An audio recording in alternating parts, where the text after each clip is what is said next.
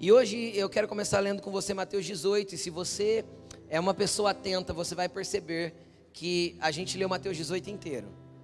Na primeira ministração nós lemos um trecho, a semana passada nós lemos outro, e hoje nós vamos ler o último trecho de Mateus 18, porque Mateus 18 fala disso, ok? Então eu quero ler com você a partir do verso 21, que já lemos a semana passada, só 2 versículos, mas nós vamos ler a partir do verso 21. Amém? Vamos lá? Mateus 18, 21 diz assim: Então Pedro aproximou-se de Jesus e perguntou: Senhor, quantas vezes eu deverei perdoar o meu irmão e quando ele pecar contra mim? Até 7 vezes? Jesus respondeu: Eu lhe digo, não até 7, mas até 70 vezes 7. Então pega no ombro do seu irmão e fala assim para ele: é até 70 vezes 7, tá? Aguenta eu aí. Amém? Vamos lá? Continuando. Quando Jesus dá esse ensinamento para Pedro, quando Jesus ensina os 70 vezes 7 para ele, Jesus então entra numa explicação prática. Jesus entra numa parábola ou numa história que exemplifica o que ele está querendo ensinar. Amém? Estão comigo?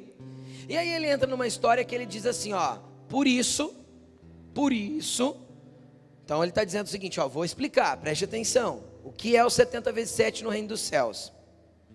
O reino dos céus é como? Quando ele diz que o reino dos céus é como, ele está dizendo que este é o padrão do reino dos céus.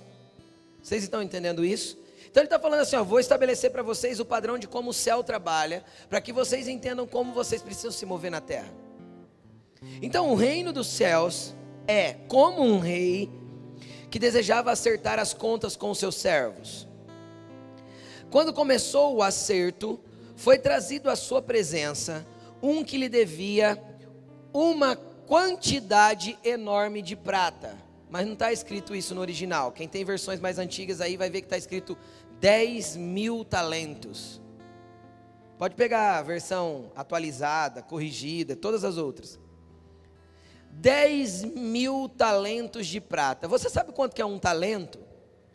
Um talento é 35 quilos de prata. Então 10.000 talentos, esse homem devia 350 mil quilos de prata. E aí se nós pegarmos o valor do grama de prata hoje, 1 grama de prata é R$4, 402, vamos arredondar para R$4, 1 grama. Nós fizemos a conta hoje pela manhã. Esse cara devia nada mais, nada menos do que 14 bilhões de reais. Este era o preço da dívida dele com o seu rei. 14 bilhões de reais. Não estou falando de milhões, estou falando de bilhões. Um punhado de zero. Amém? Então, preste atenção aqui. Como não tinha condições de pagar, é óbvio, o seu senhor ordenou que ele, sua mulher, seus filhos e tudo o que ele possuía fossem vendidos para pagar a dívida. O servo prostrou-se diante dele e implorou: tem misericórdia, tem paciência comigo, eu te pagarei tudo. O senhor daquele servo teve compaixão dele e cancelou a dívida. Eu não estou falando que prorrogou, nem que deu prazo, nem que parcelou. Eu estou falando que ele cancelou. Ele rasgou a nota promissória. Ele devolveu o cheque devolvido. Entendeu? Ele zerou o saldo negativo no banco. Ele cancelou a dívida desse servo. E o deixou ir. Mas quando aquele servo saiu, encontrou um dos seus conservos, ou seja, pessoas que estavam sob a sua autoridade, que lhe devia 100 denários. Sabe quanto que é um denário? Um denário é o salário do trabalhador braçal de um dia. O salário de um dia de um trabalhador, de um trabalho comum, que não exige especificação técnica. Então, vamos colocar aí R$120, mais ou menos, de 100 a 150, vamos pôr 120 na média. Ele devia 100 denários. Quanto dá isso? R$12.000. O que é R$12.000 comparado a 14 bilhões? Nada. Nada. Então vamos continuar. Ele agarrou esse servo e começou a sufocá-lo, dizendo: me pague o que você me deve. Então o seu conservo caiu de joelhos e lhe implorou: tenha paciência comigo, eu lhe pagarei. Mas ele não quis. Antes, saiu e mandou lançá-lo na prisão até que pagasse a sua dívida. Quando os outros servos, companheiros dele, viram o que havia acontecido, ficaram muito tristes e foram contar para o seu senhor tudo o que havia acontecido. Então o senhor chamou o servo e disse: servo mau, cancelei toda a sua dívida porque você me implorou. Você não devia ter tido misericórdia do seu conservo como eu tive de você? Irado, o seu senhor o entregou a torturadores. E isto no original é a palavra verdugos. O verdugo nada mais é do que, porque Jesus não está dando um exemplo só da terra, ele está usando o exemplo da terra para exemplificar como o reino espiritual trabalha. Não é isso? Pois o reino dos céus é como. Sabe o que são os verdugos? São espíritos atormentadores, que são liberados para a vida daqueles que não sabem perdoar coisas simples, quando foram perdoados de bilhões por Deus. Assim lhes fará o Pai Celestial, se cada um de vocês não perdoar de coração o seu irmão. Então preste atenção aqui comigo.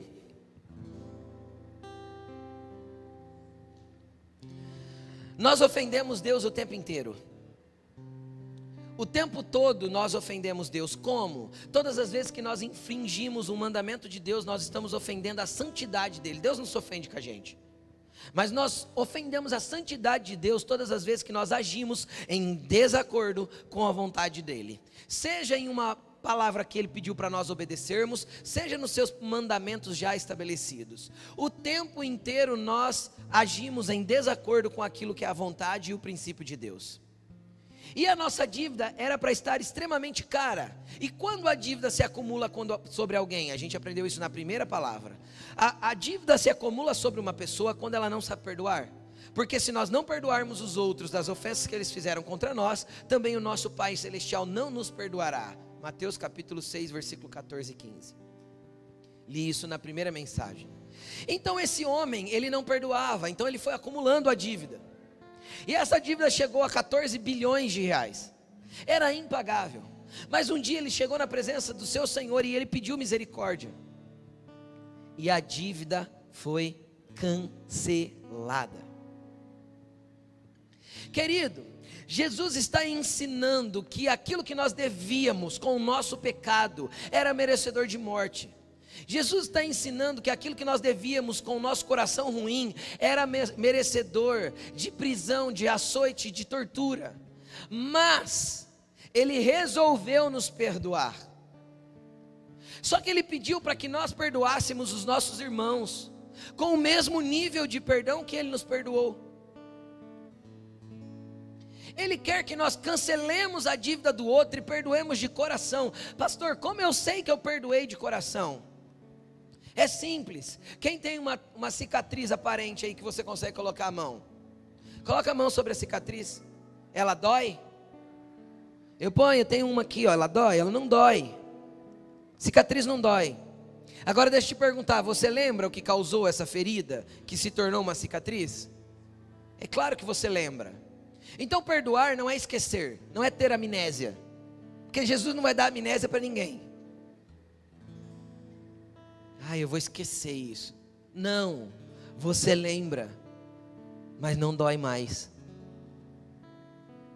Você foi curado, e só é curado quem perdoa de coração. Se você rela nesse assunto e ele ainda dói, é porque o perdão ainda não está completo. Se você rela nesse assunto e ainda dói, é porque o perdão ainda não está concluído, não foi de coração. Se esse assunto ainda te incomoda, é porque o perdão não está completo, é porque ainda não cicatrizou, é apenas uma ferida com casca.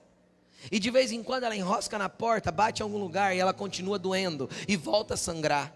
Porque isso não é perdão concluído, porque perdão concluído é cicatriz. Eu lembro, mas não causa mais dor. Nenhum tipo de dor. Eu não preciso mais fingir que não aconteceu. Porque eu posso encarar a cicatriz com tranquilidade, porque ela é só uma marca de maturidade, crescimento e desenvolvimento do caráter que Deus gostaria que eu tivesse. Cicatrizes são marcas que mostram que eu cresci. Cicatrizes são marcas que mostram que eu vivi. Cicatrizes são marcas que mostram que eu me arrisquei em algum momento para ser vulnerável, mas para transformar isso em crescimento para mim.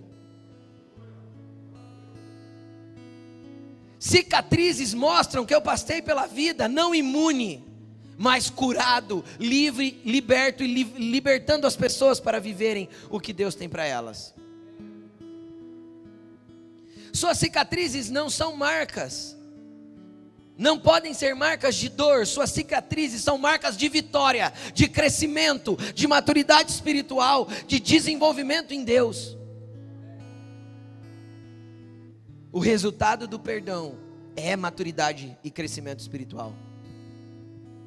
O resultado do perdão é uma maturidade para lidar com gente que você vai ter que lidar o tempo inteiro, a vida inteira.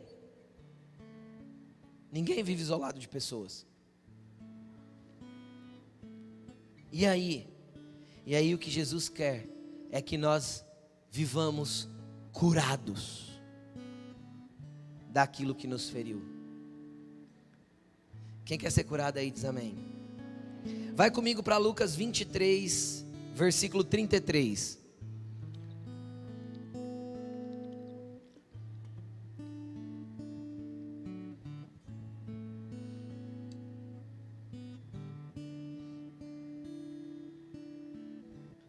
Lucas 23, 33 diz o seguinte: quando chegaram a um lugar chamado Caveira, nós estamos falando da crucificação de Jesus agora, vem comigo.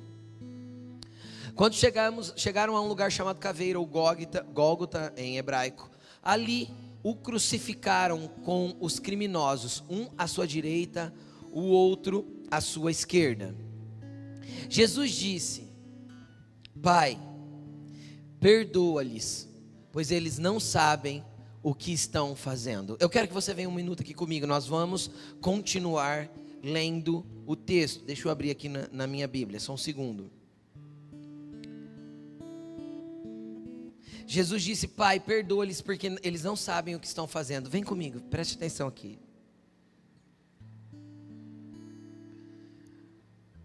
Jesus tinha sido preso, zombado, cuspido, esmurrado. Ele tinha levado 39 chicotadas nas costas. E ele foi chicoteado com um azorrague. Um azorrague é um tipo de chicote que na ponta, a corda dele abre em 3 pontas. E nessas 3 pontas tem 3 ganchos de ferro. As costas de Jesus estavam uma verdadeira carne moída.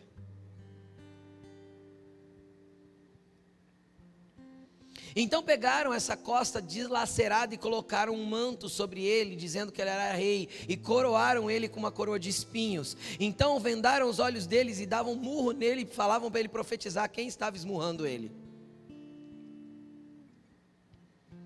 Então despiram ele todinho e colocaram ele na rua só com esse manto para carregar a sua própria cruz até esse lugar. E ele estava tão ferido que ele não conseguiu carregar, e obrigaram um homem a carregar por ele. Então chegando lá, pregaram ele numa cruz, furaram as 2 mãos e os 2 pés dele com prego. e ergueram ele numa cruz. E quando ele foi erguido na cruz, querido, ele olha para baixo e ele fala: Pai, perdoa, porque eles não sabem o que eles estão fazendo. E sabe por que Jesus sofreu tudo isso? Porque ele estava pagando os meus 14 bilhões, que eu não podia pagar, e que só o sangue de um puro derramado é que podia ser pagamento.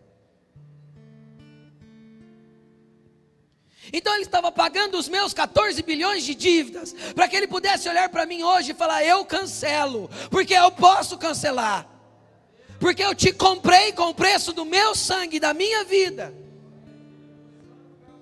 E sabe por que ele fez isso? Ele fez isso porque ele quis. Ninguém o obrigou. Porque um pouco antes dele começar a apanhar, ele olhou para Pilatos e disse o seguinte: se eu quisesse, eu pediria ao Pai e ele enviaria 12 legiões de anjos. Sabe quanto que é 12 legiões? 84 mil anjos.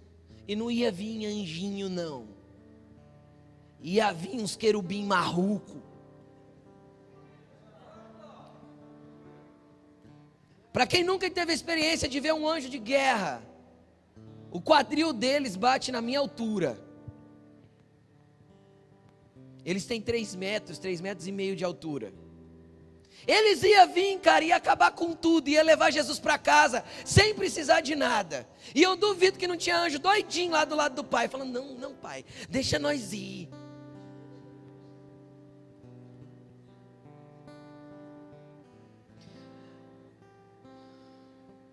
E o pior de tudo isso é que quando ele sobe na cruz e fala: Pai, perdoa, perdoa, porque eles não sabem o que estão fazendo, todos os 14 bilhões de toda a humanidade caíram sobre ele. E o pai teve que virar as costas, porque não conseguiu olhar o filho sujo pelo pecado, pelo meu pecado, pelo meu pecado, para me perdoar. Agora quem sou eu para não perdoar você, cara? Será que eu sou melhor que Jesus, que cancelou a minha dívida, para não querer cancelar a dívida de alguém? Ai, pastor, você não tem ideia o tanto que está doendo. Você não tem ideia as costas de Jesus, o rosto, a cabeça, o corpo todo, os pés sendo furados por um prego. É isso que você não tem ideia. O preço que custou para ele me perdoar, para ele te perdoar. Então não faz sentido algum eu não liberar perdão, porque quando eu não libero perdão, eu estou sendo arrogante, estou me colocando num lugar maior que o de Jesus. Estou dizendo: Jesus, eu sou melhor que você, porque você perdoa, mas eu não quero perdoar não.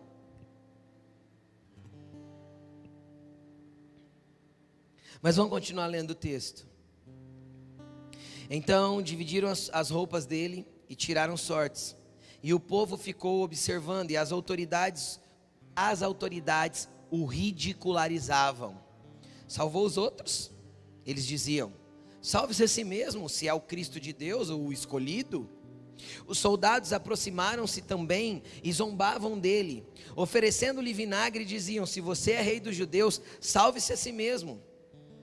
Havia uma inscrição em cima dele que dizia: este é o rei dos judeus. Um dos criminosos que ali estavam pendurados lançava-lhe insultos: você não é o Cristo? Salve-se a si mesmo e a nós. Mas o outro criminoso o repreendeu, dizendo: você não teme a Deus? Nem estando nesta mesma sentença, nós estamos sendo punidos com justiça, porque estamos recebendo o que os nossos atos merecem. Mas este homem não cometeu mal algum. Antes de eu ler os últimos 2 versículos, eu quero que você preste atenção aqui em mim. Existe uma chave para eu ser perdoado e aprender a perdoar. Está no reconhecimento. esse ladrão que estava à sua direita olhou para Jesus e falou assim: eu, Jesus, estou morrendo aqui crucificado como você, porque estou colhendo o fruto dos meus atos. Este é com merecimento o meu juízo. Então, reconhecendo que aquilo era para ele, ele pede misericórdia para Jesus. Cara, a chave para nós sermos perdoados é reconhecer que somos indignos de ser perdoados. É reconhecer que merecíamos morrer. É reconhecer que o nosso pecado merecia a morte. É reconhecer que eu não tenho valor nenhum em mim por causa de tudo aquilo que é acumulado sobre mim de dívida para com Deus, se não for a sua graça, o seu perdão e o que Ele fez por mim. E aí o que esse ladrão faz? Então ele disse para Jesus: lembra-te de mim quando entrares no teu reino. Cara, sabe o que eu acho lindo? A frase dele foi uma frase que rasgou um resgate, porque a frase de lembra-te de mim quando entrares no teu reino, nem parece as frases que a gente usa hoje para falar para a pessoa aceitar Jesus. Parece? Porque a frase não levou ele para o céu, não levou ele para a eternidade com Jesus. O reconhecimento de que ele era sujo o suficiente para morrer na cruz foi que levou ele para o paraíso com Jesus. Isso chama-se arrependimento. É reconhecer o meu estado e a minha indignidade para que eu possa entrar no lugar de salvação, graça e misericórdia. O problema é que quando eu acho que eu sou justo demais, certo demais, eu dificilmente acesso esse lugar. Por quê? Porque aí são os meus atos de justiça que me salvam. E ninguém vai para o céu por merecimento. Ninguém. Não existe escadinha que você monte com o seu próprio mérito. Não existe degrauzinho que você coloque, nem ponte aérea que você construa. Nem existe nada disso que você faça que possa fazer você merecer a salvação. Salvação é pela graça. E esse cara acessou a graça ali na cruz. Jesus olhou para ele e falou assim: eu te garanto, ainda hoje você estará comigo no paraíso. Cara, o primeiro cara que entendeu remissão na Bíblia era esse cara aí. O primeiro cara que entendeu o que é ser perdoado foi esse cara aí. Agora eu quero te trazer alguns outros entendimentos dentro dessa história. Primeiro é o teu reconhecimento. Segundo, todas as vezes que você reconhecer o seu estado e entender que você vive pela graça e decidir perdoar o próximo, você vai ter um monte de gente zombando de você. Porque a primeira atitude para uma pessoa que resolveu perdoar é parecer idiota. Todas as vezes que a gente decide rapidinho liberar perdão, para as pessoas em volta a gente parece tonto. Faz alguma coisa, resolve. Dá na cara dele. Vai deixar por isso mesmo? E aí, se a gente deixa por isso mesmo, parece que a gente é tonto. No mundo de hoje parece que a gente é tonto, é idiota. Agora deixa eu te explicar uma coisa. Foi exatamente isso que fizeram com Jesus, quando Jesus resolve proclamar: Pai, perdoa, porque eles não sabem o que estão fazendo. Lá embaixo já começaram: vai aí, bonzão, você não é o cara que salva? Desce daí. Entenda uma coisa: o dia que você resolver liberar perdão para as pessoas, independente delas merecerem ou não, a primeira coisa que vai fazer, Satanás vai levantar um estranho para falar que você não deve agir assim, para tentar fazer você mudar de atitude. Satanás vai levantar alguém para caçoar de você e falar: ah, irmão, você é tonto. Não deixa isso para lá não. Põe essa pessoa no lugar dela. Mostra para ela quem você é. Quem ela pensa que é.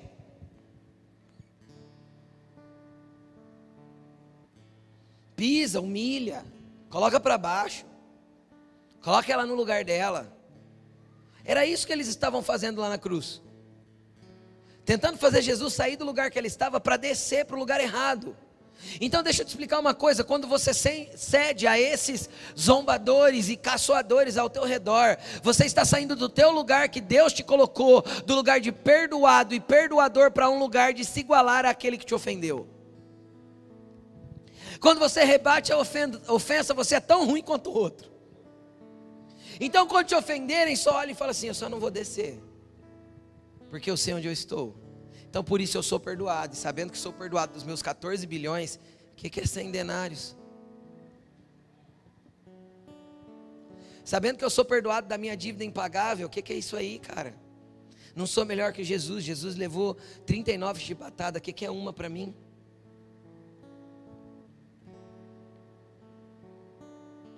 Quem está entendendo diz amém. E aí? Nós vamos chegar no resultado do perdão.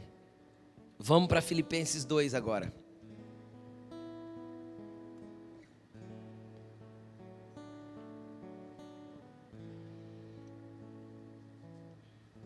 Tem mais uma coisa que eu quero comentar a respeito do que eu acabei de falar lá do texto de Jesus. Pessoas vão zombar de você sim, só que sempre terá um perto de você que vai admirar a sua atitude e vai falar: uau, é desse jeito que eu quero ser. O ladrão da direita de Jesus olhou e falou assim: cara, cala a boca, ô tonto. O da esquerda, cala a boca. Você não teme a Deus, não? Sempre vai ter alguém olhando perto de você e vai falar assim: cara, tá todo mundo caçoando dele, mas esse cara agiu certo. Esse é o cristão que eu quero ser igual. Esse é o cristão que eu quero copiar. Porque, cara, esse está se parecendo com Jesus. Então chacoalha o irmão que está do teu lado e fala para ele assim: você tem que se parecer com Jesus? Porque eu quero imitar você.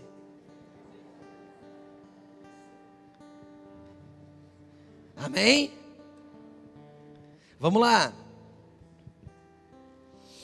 Filipenses 2, versículo 1. Vem comigo. Se por estarmos em Cristo, quem está em Cristo aqui diz amém. Quem está em Cristo aqui diz amém. Se por estar em Cristo, e por que nós estamos em Cristo? Porque fomos perdoados. Porque reconhecemos que precisávamos do perdão dele e fomos perdoados. E se por estarmos em Cristo, nós temos alguma motivação, ou alguma exortação de amor, encorajamento, ou alguma comunhão no Espírito, está falando tudo de pessoas, sim ou não? Está falando tudo do outro. Ou alguma profunda afeição e compaixão.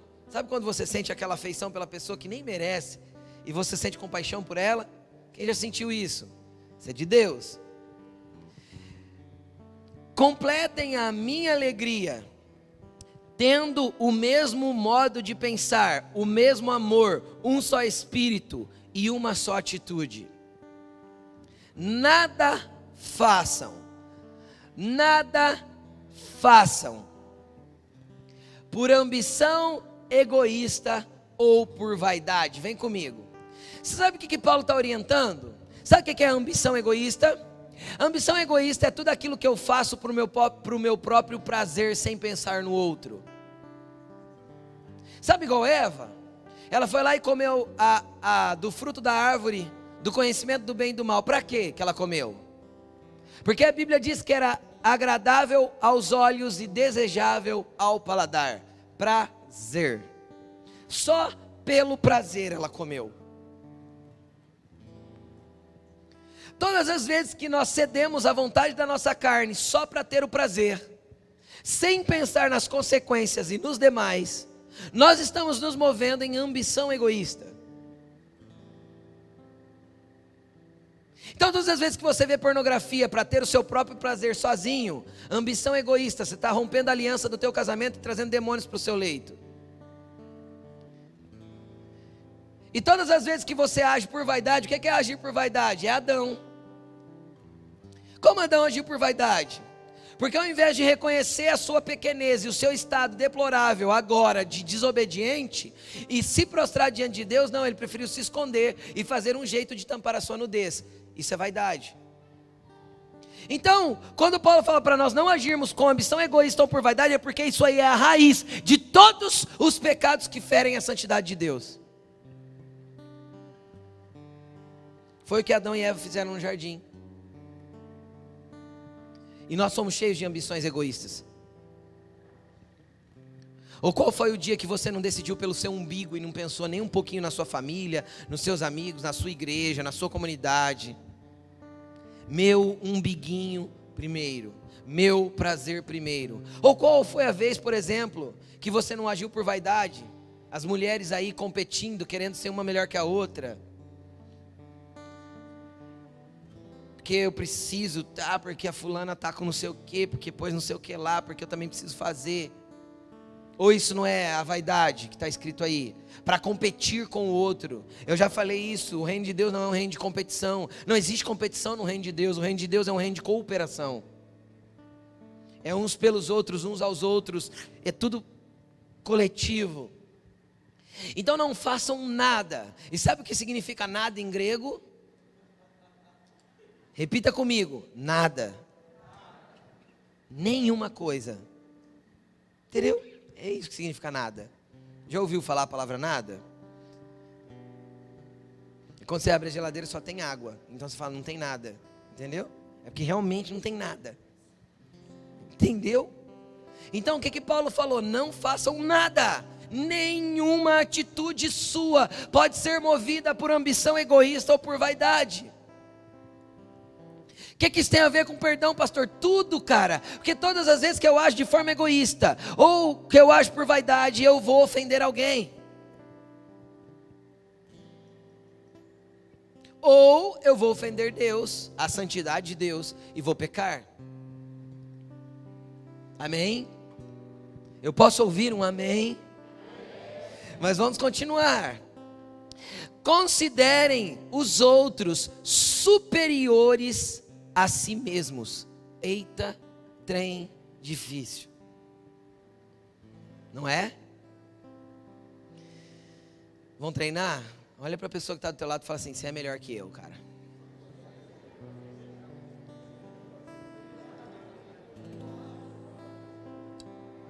Até falar para algumas pessoas é difícil isso.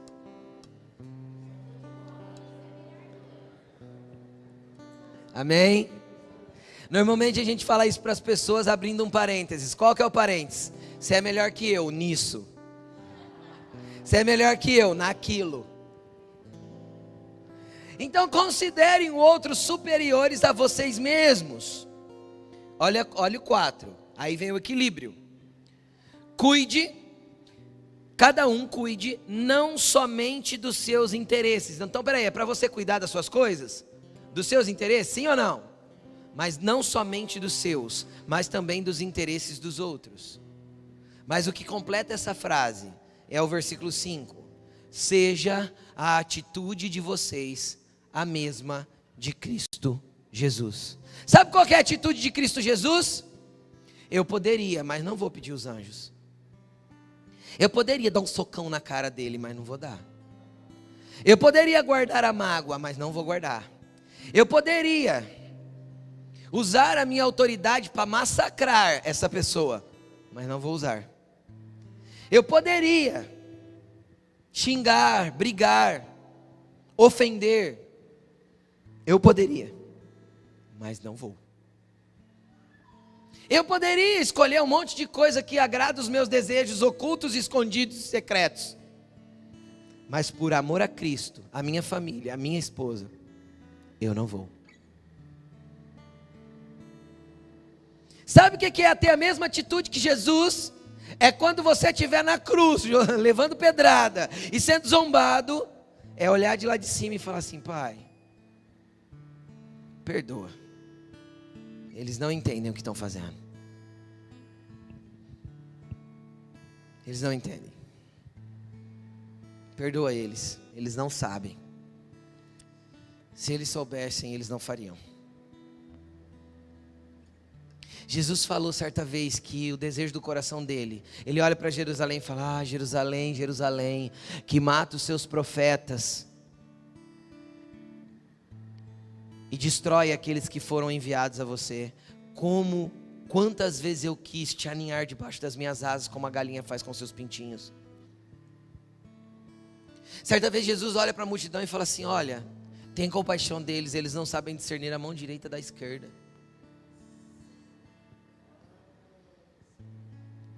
Se nós olharmos com as pessoas com um olhar de misericórdia, nós vamos conseguir exercer um coração como o coração de Jesus. Quem te inveja, te persegue, te calunia, cara, não sabe o que está fazendo.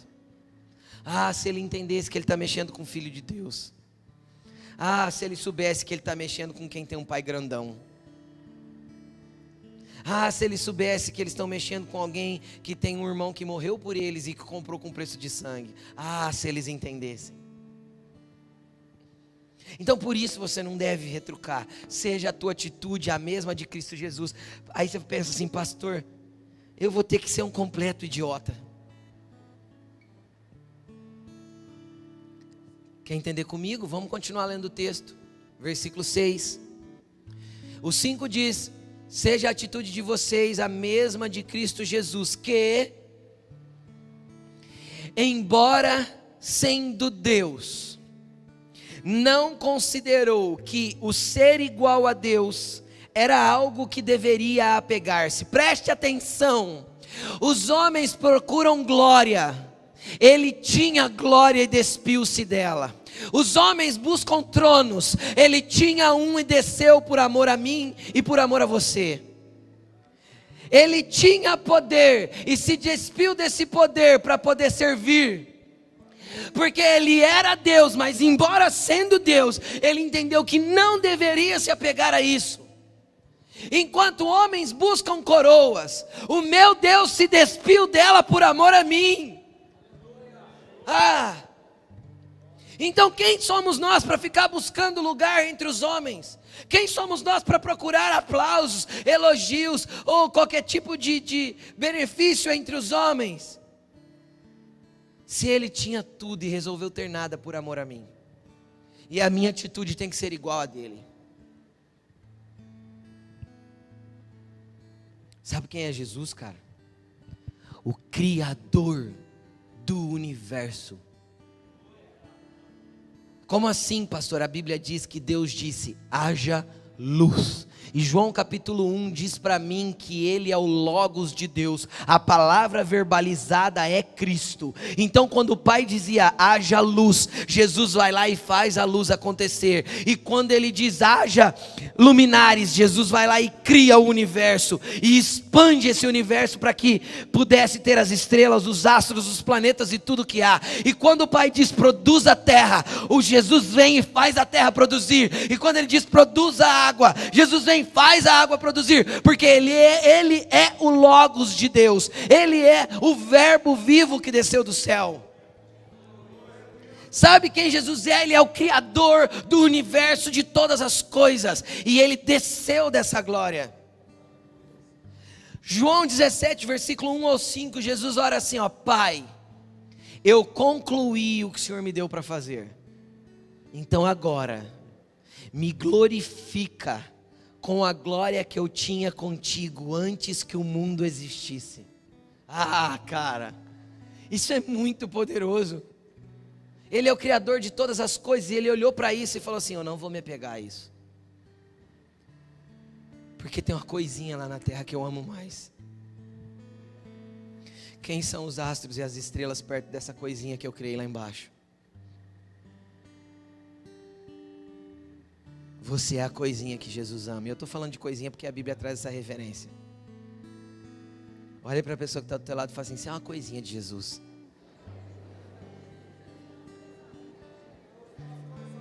E é aquela coisinha que para Jesus, sabe aquela coisinha tchutchuquinha? Sabe? É com esse amor que ele te ama, cara. É por isso que ele desceu do trono, cara. É por isso que ele se despiu da sua glória. É por isso que ele desceu, é para te perdoar, é para te ter, é para te amar. Cara, foi por isso que ele veio. E ele não desceu só da glória, olha aqui. Continua. Mas esvaziou-se de si mesmo. Aí eu entendo porque que ele começa a pregar, dizendo assim, vocês querem me seguir? Negue-se a si mesmo. Porque a nossa atitude tem que ser como a dele. Então ele começa falando assim, você quer ser meu discípulo? Você precisa fazer igual a mim. Esvazie-se de você, para que eu possa viver em você. Negue-se a si mesmo como eu neguei a mim mesmo.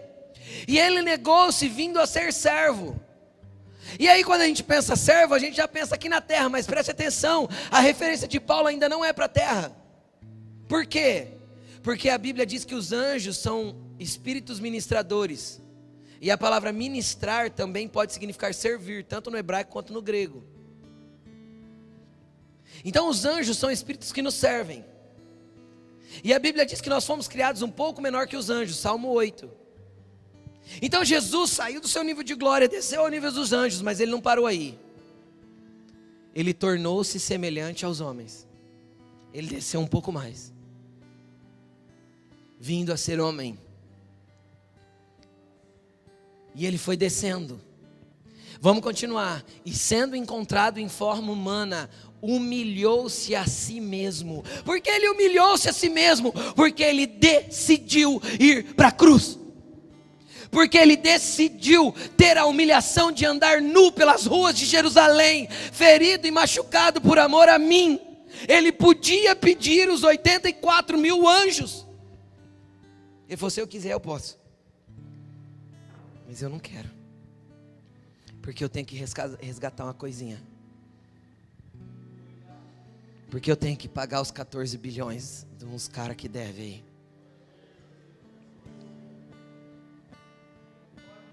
E eu vou pagar.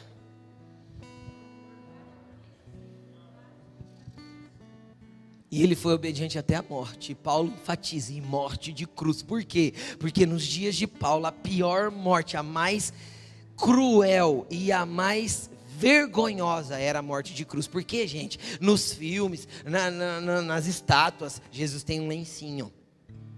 Não tinha lencinho não, cara. A vergonha da pessoa era exposta ali, quando ela era crucificada. Era nu. Isso era o maior nível de humilhação que existia para a época. Paulo disse assim: olha, ele se fez homem, foi obediente até a morte. E morte de cruz. Aí vem o que eu quero te mostrar do resultado de ser humilde. Lembra que eu falei na primeira mensagem o que era ser humilde como uma criança? Era o fato de conseguir ser humilhado e não se ofender, ser humilhado e não revidar. Lembram disso ou não?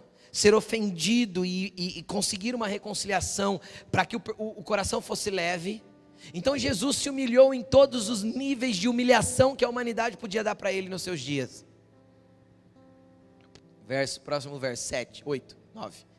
Por isso, por causa da sua humilhação, por ter descido da sua glória, por ter deixado o seu trono, por ter feito-se como anjos, como homem escravo, como escravo, o pior de todos, humilhado, Deus o exaltou. Então deixa eu te explicar uma coisa. Quando você é humilhado porque alguém te ofendeu, quando você é humilhado porque alguém está te pisando, quando você precisa perdoar aquilo que você acha que está indo além das tuas forças,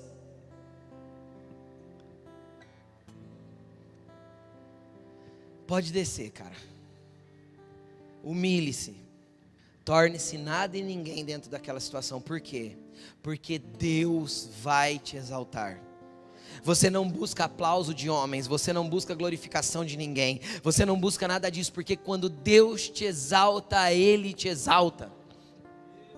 Porque Jesus desceu, o Pai o exaltou. E onde o Pai o colocou? Na mais alta posição. Ninguém está acima dele. E o que mais que aconteceu? Ele deu um nome que está sobre todo nome, para que ao seu nome se dobre todo o joelho, nos céus, na terra e debaixo da terra.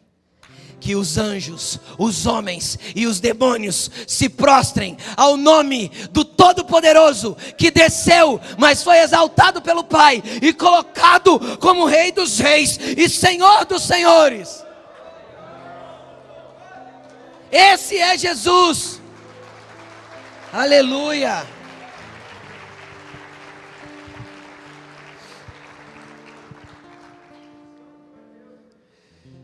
Agora, Paulo começa toda essa explicação dizendo o quê? Seja a atitude de vocês igual a dele. Porque em toda a humilhação que você passar, Deus tem uma exaltação proporcional a ela para te colocar. O nível que você se humilhar para perdoar, para relevar, para não se ofender, o nível que você descer, é o nível que Deus te exaltará. Pastor, é muito difícil.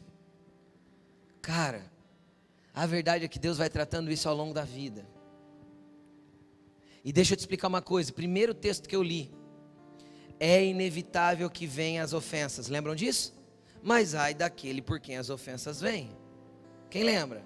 Então é inevitável que você passe por humilhação na vida, é inevitável. Então é sábio aprender a lidar com elas e saber como reagir para que eu saia vencedor, cicatrizes que me trazem maturidade. Se não é só dor, cara. Se não é só dor, do jeito que eu preguei nas últimas semanas. É uma cadeia de dor, de mágoa, de angústia, de rancor, de medo, de depressão, de dores no corpo, de saúde dilacerada. É só dor. Então é importante aprender a usar a dor para que você viva o novo de Deus. Porque a dor é professor. Sem dúvida. Sempre foi assim. A dor ensina, disciplina. E nada é melhor que a dor para nos fazer crescer. E às vezes essa não é a pregação pop do momento. A pregação pop do momento é: você ter vitória, essa semana vai ser a semana mais abençoada da tua vida, receba. Só que isso não te prepara para a pancada, porque a pancada vai vir, porque a vida não é feita só de flores, vitórias e glórias. Então eu estou te ensinando a lidar com o dia mal, porque ele existe. Revistam-se de todas as armaduras de Deus. Para quê? Para que vocês possam resistir no dia mau e sair ilesos. Porque o dia mau existe. Tem dia que eu vou ter que perdoar mesmo não querendo. Tem dia que eu vou poder dar um socão, mas eu eu vou querer dar um socão, mas não vou poder dar um socão. Ufa. Não, poder não pode.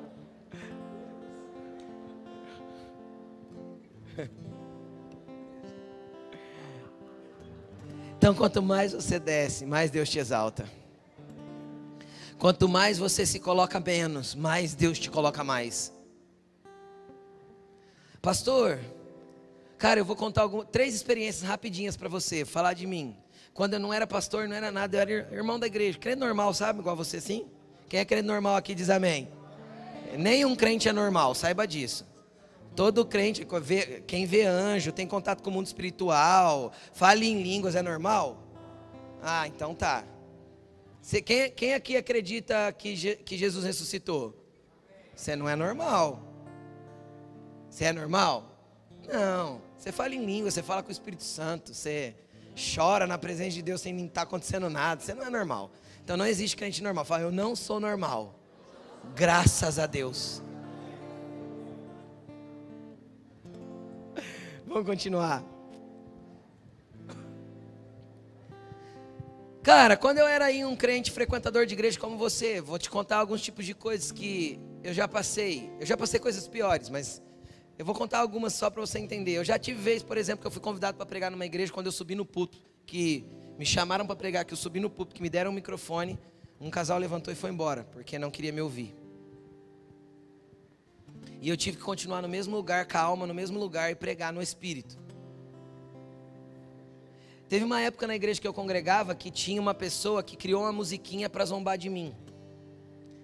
E ela tinha um grupinho de seguidores da facção dela ali, né? Porque a Bíblia diz que quem anda na carne cria facções. Então ela tinha uma facção e a facção inteirinha sabia a musiquinha. E cantava no final do culto uma musiquinha para zombar de mim. E eu nunca me ofendi com isso. Até o dia que ela teve problema no casamento e eu e a Laine fomos lá aconselhar.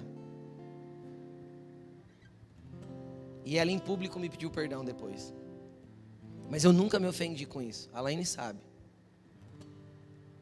Pessoas que me ofenderam profundamente, falaram tanta besteira para mim,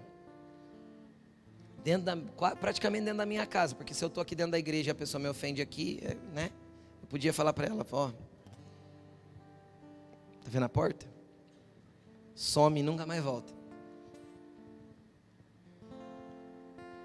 Mas eu desci e me sujeitei, e Deus traz a exaltação. Nós temos que ter um coração limpo e puro como era o de Jesus. Ele estava apanhando, ele estava sangrando ainda, mas ele estava dizendo: Pai, perdoa porque eles não estão fazendo. Eles não sabem o que estão fazendo. Nós temos que entrar num lugar de reconciliação e paz. Esta é a vontade de Deus para nós. Eu quero finalizar com você lendo o texto de Lucas, capítulo 9, verso 46, só para a gente finalizar. Para você entender que o perdão e o lugar de humilhação não é apenas dentro de uma ofensa escancarada, mas também existem níveis de honra que a gente tem que ter para poder não entrar no lugar errado e não bloquear aquilo que Deus tem que fazer sobre a nossa vida. Olha aqui, começou uma discussão entre os discípulos acerca de qual deles seria o maior. Paulo orienta o quê? Que é para eu considerar o outro maior que eu, correto? Só que entre os discípulos de Jesus começou um zum a respeito de quem seria o maior. Quem é o mais melhor?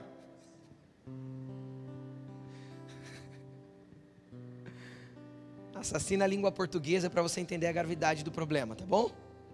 Quem é o mais melhor entre nós? Jesus, conhecendo os seus pensamentos, tomou uma criança e colocou em pé ao seu lado. Jesus usando a criança de novo para exemplificar agora outra coisa. Jesus cata uma criança, coloca do seu lado e fala assim: deixa eu explicar para vocês quem é o maior entre vocês. Continua. Então lhes disse: quem recebe esta criança em meu nome, está me recebendo. Preste atenção no que Jesus está falando.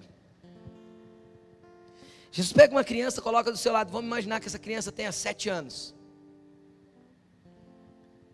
Jesus está falando assim: ó, se você recebe esta criança em meu nome, você está me recebendo. Sabe o que isso significa?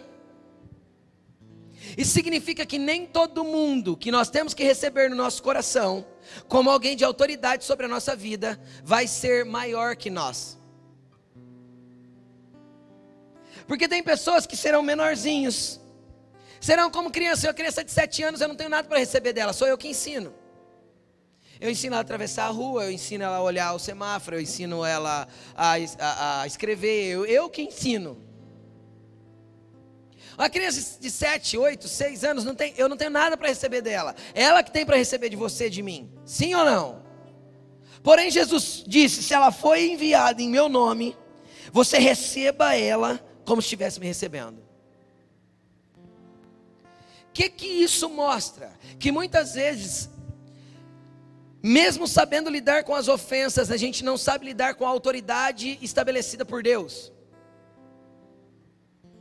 Porque tem pessoas que a gente vai ter que aprender a se sujeitar dentro do contexto eclesiástico, dentro da família de fé, que vão ter autoridade delegada e que a gente considera menor, inferior. É só uma criança, não sabe nada. E aí a gente menospreza, e todo mundo faz isso. E Jesus falou assim: que seja uma criança, se ela foi enviada em meu nome, você está recebendo. E receber significa colocar. A palavra receber significa colocar dentro de casa, trazer para dentro. Quando você recebe com o teu coração puro alguém que foi enviado para ser autoridade sobre a tua vida, mesmo que você considere essa pessoa menor que você, inferior a você, você está recebendo quem a enviou. E ele continua explicando: e quem me recebe, está recebendo aquele que me enviou. Então quem recebe essa criança, porque Jesus enviou, está recebendo o Pai, porque é o Pai que enviou Jesus. Pois aquele que entre vocês for o menor, este será o maior. Cara, entenda uma coisa: quando você recebe o seu líder de gari como autoridade sobre a tua vida, você está me recebendo, porque fui eu que enviei ele. Ai, pastor, mas eu acho que assim, eu sei muito mais do que ele. O problema é seu. Sujeite-se, desça. Porque quando você descer, Deus te exaltará. Coloque-se no lugar que você tenha que colocar. Respeite a autoridade que foi delegada. Isso é de Jesus, Ele que ensinou esse tipo de coisa. E isso tem a ver com aquela primeira parte lá, considere o outro superior a você, mesmo que seja uma criança aos seus olhos. E quando você recebe um supervisor do seu gari, com o teu coração aberto, você está me recebendo, porque fui eu que enviei.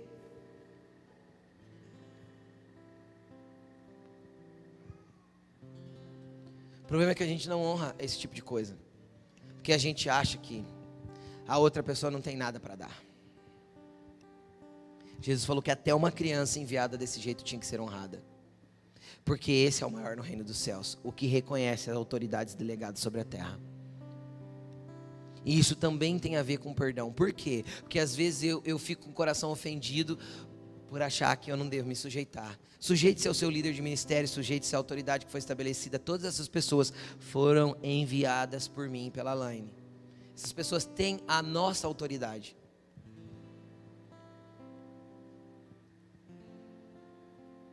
Quem me recebe numa mesa de pastores, recebe Juscelio. E quem recebe Juscelio, recebe Luiz Hermínio. Esse é o padrão de Jesus. Esse é o padrão de Jesus. O problema é que a gente tem muita dificuldade de considerar a autoridade que foi delegada para o outro, porque a gente é soberbo e arrogante. Isso nasceu com a gente, vem da natureza adâmica, ambição egoísta e vaidade. E quando eu me acho superior a outro, eu sou vaidoso, muito vaidoso. Pastor, o que isso tem a ver com perdão? Tudo, porque eu tenho que saber andar em humildade com todos, e o perdão, a humildade é a base do perdão. É a base da reconciliação, é a base do reposicionamento de pessoas, é a base de reestabelecer pessoas nos seus devidos lugares. E o que nós vamos buscar nessa noite? Nós vamos buscar para que o Espírito Santo nos dê um coração como o de Jesus, porque é isso que nós precisamos. Mãos limpas e coração puro é tudo que precisamos para estar em sua presença. Mãos limpas e coração mãos limpas e coração puro é tudo que precisamos para entrar no seu santo monte e contemplá-lo face a face. Coloque-se de pé. Esse é o momento teu de busca. Quem que você não tem recebido no teu coração de maneira adequada? Quem são as pessoas que você não tem perdoado? Quais são as feridas que estão aí que ainda doem? O Espírito Santo quer curar tudo isso, porque hoje o que Jesus fez na cruz está para liquidar a sua dívida. Quem tem os 14 bilhões aí para apresentar para Jesus, só se proste, clame, chore e peça perdão, porque hoje Ele está neste lugar para perdoar. Comece a falar com Ele nessa noite, esse momento é seu e dele. Comece a pedir perdão, comece a se colocar na presença dele. Ele tem graça, Ele tem perdão, Ele tem vida para te dar. Comece a falar com Jesus porque Ele tem perdão para liberar. Comece a falar com Jesus porque Ele tem coisas para destravar. Entenda uma coisa, conforme você for descendo, Jesus vai te exaltando, porque você é uma pessoa maleável, uma pessoa que desce, e Jesus vai te honrar. Não tem outro caminho. Vai falando com Jesus aí agora, esse momento é teu e dele. Senhor Jesus, nós te glorificamos, porque o Senhor fez tudo isso por nós, e nós te adoramos, porque o Senhor é grande, poderoso, sublime. O Senhor é Rei dos reis, o Senhor é Senhor dos senhores, e o Senhor nos deu o Espírito Santo para habitar dentro de nós, para nos mostrar o quanto nós somos dependentes e carentes do seu amor, da sua graça e do seu perdão. Comece a trabalhar, Senhor, em nossos corações. Espírito Santo, comece a mover os nossos corações nessa noite, para um lugar de verdadeiro arrependimento, de verdadeira reconciliação, de verdadeiro perdão. Fale com Jesus, Ele está neste lugar. Ele tem perdão para te dar, Ele tem vida para transformar, Ele tem lugares para te exaltar. Tem um coração maleável, um coração simples. Tem um coração fácil. Fala, Jesus, me dá um coração que tenha a mesma atitude que a sua. Vai dizendo para Ele: Espírito Santo, me liberta de todas as dores, rancores, mágoas. Eu quero ser livre, eu quero ter a mesma atitude de Jesus. Vem trabalhar no meu interior, vem me fazer avançar com tudo que o Senhor tem para mim. Fala para Ele: Jesus, eu vou aceitar a humilhação porque eu creio na Tua exaltação. Eu vou aceitar, Senhor, a ferida porque eu sei que a cicatriz é sinal de maturidade. Obrigado, Jesus, nós te adoramos.